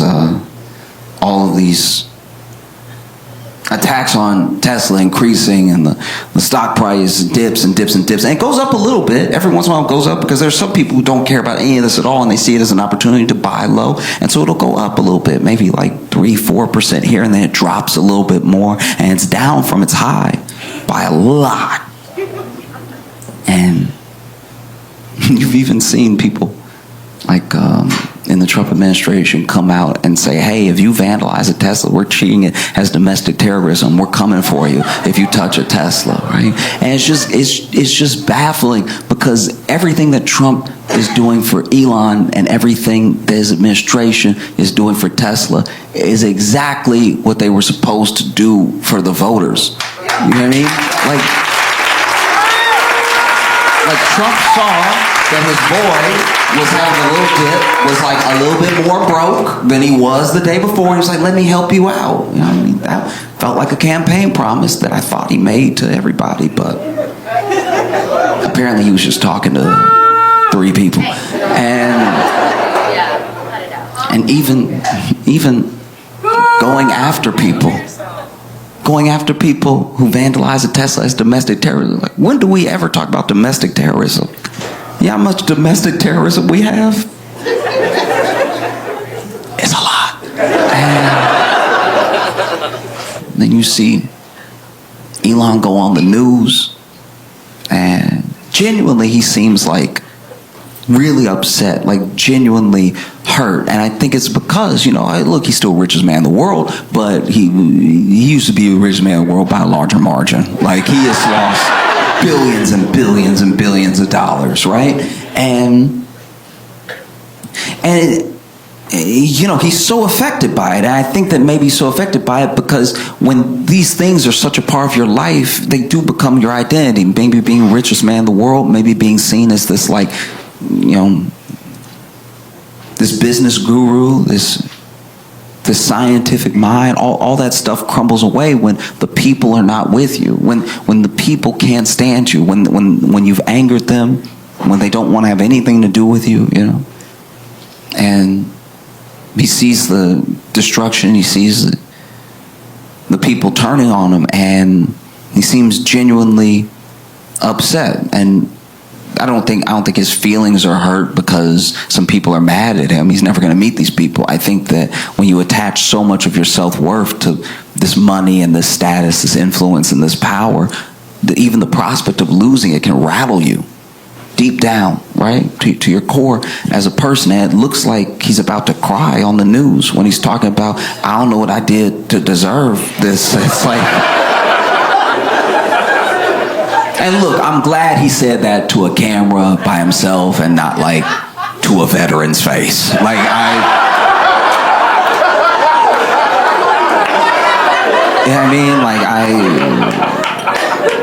he didn't really get that, you know, the dude on Fox was like, you've done nothing to deserve this. You're a true patriot, whatever he said.